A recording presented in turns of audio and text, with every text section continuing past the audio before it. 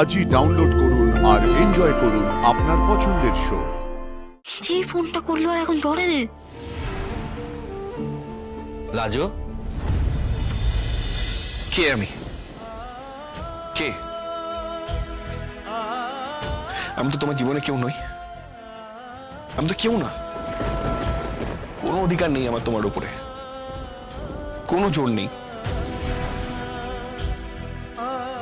আমার কথা কে শুনবে? হ্যাঁ, আমি তো সত্যি তোমার লাইফে একজন আউটসাইডার। কি করছি আমরা, কি করছি আমরা আমাদের জীবন দুটো নিয়ে?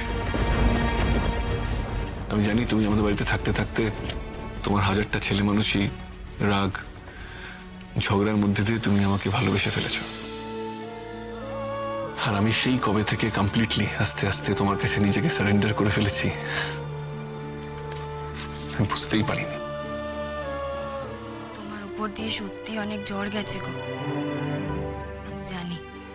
কিন্তু এবারে দেখো, যে সংসারটাকে তুমি দুদিনের ভাবলে সেটাই তোমার চিরকালের হয়ে যাবে। আর আমি চোরদাকে বলবো তোমার লেখাপড়াটা যাতে বন্ধ না হয়।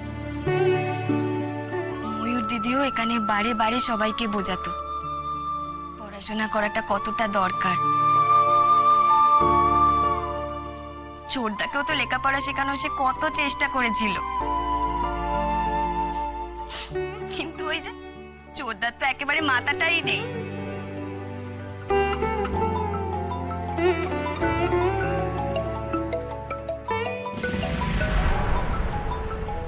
সে লোকটা কেন ফোন করছে না? ওর সঙ্গে আর কথা বলবো না আমি।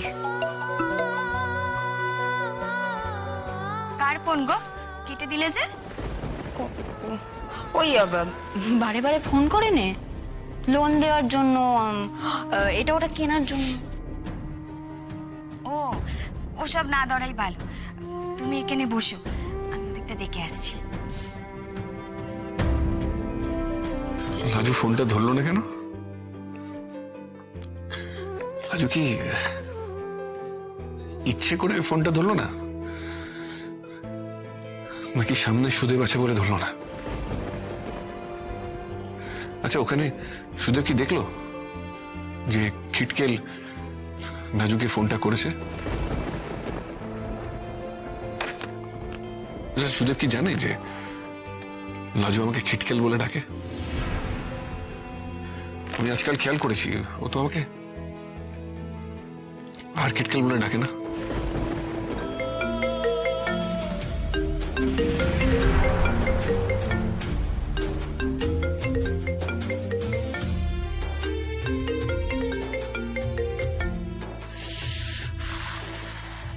কিটকেলটা ফোন ধরছে না, এক্ষুনি কেউ এসে পড়বে।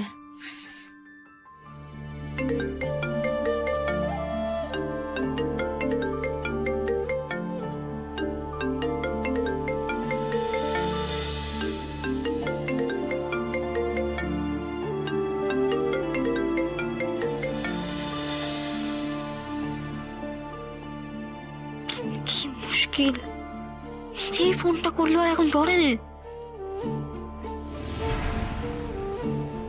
লাজো,